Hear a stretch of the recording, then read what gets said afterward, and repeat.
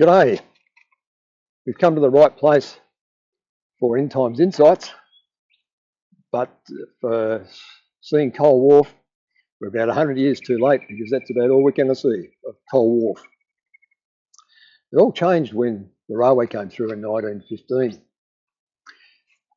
The steamers used to pull in here and take on a load of coal from the bunker and get ready to transport timber, dairy products, passengers, about 400 kilometres south to Sydney.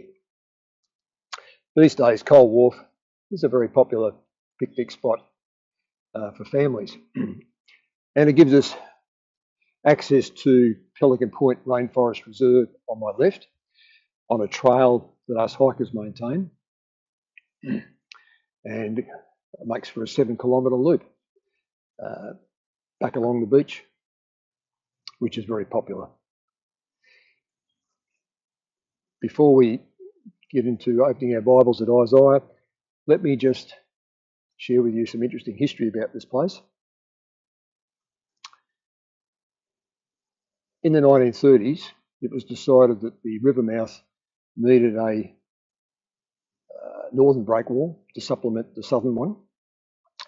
So rock was extracted from a quarry behind me here and sent by railway line behind steam engine down to the river mouth to build this wall, until being rudely interrupted by a Japanese submarine cruising by, launching a seaplane, 1942, and it flew low level, upriver, to spy out the land, getting the locals very rattled, so that they commandeered some fishing boats, ripped up the railway line and took it out, threw it in the ocean. I wonder if that slowed the Japanese down. I doubt it. Okay, before we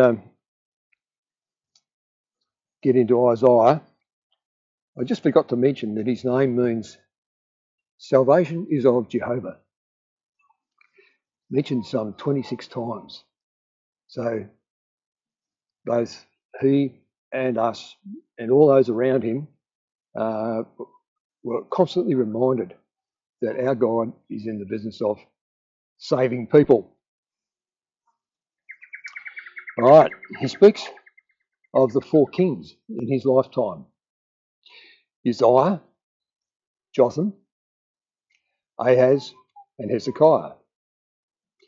Now, 3 out of 4 of those kings get a tick of approval. It says they did what was right in the sight of Jehovah. Pretty good. And those 3 kings, their mothers are mentioned. Ahaz was a wicked king, and his mother's name isn't mentioned. Interesting. So we're familiar with Uzziah. His heart was lifted up, and God slapped him down with leprosy. Wow. His great-grandson, Hezekiah, after all the grace that God has shown him, here he is showing off his success to the Babylonians. What are you doing that for, Hezekiah? Not only that, hello Maggie, he is fathering the palace brat, Manasseh. Yeah, not only did these guys have a heart problem, they have a fatherhood problem. In fact, with Hezekiah, it says God backed away from him, left him alone to see what was really in his heart. So let's keep that in mind as we explore the book of Isaiah. How do we understand what he's talking about? Heck, I can't even say his name properly. Uzziah, something like that.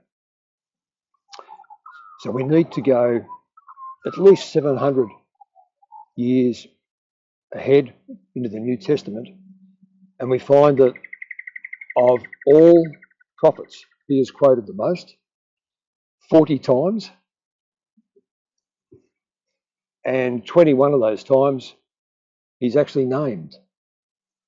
Wow.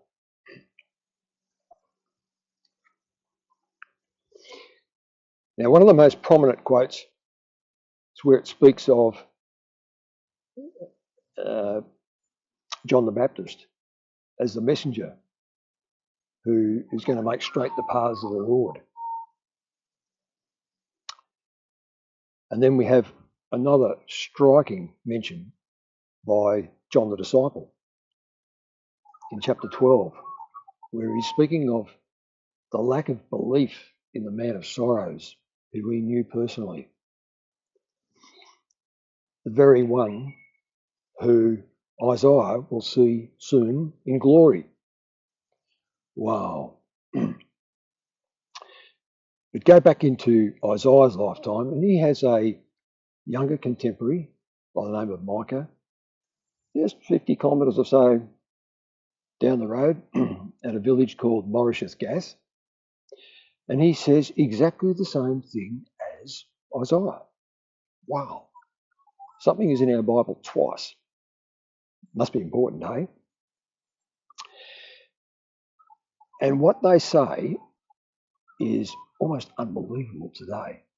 All nations will come to Jerusalem and will pay honour to the real king.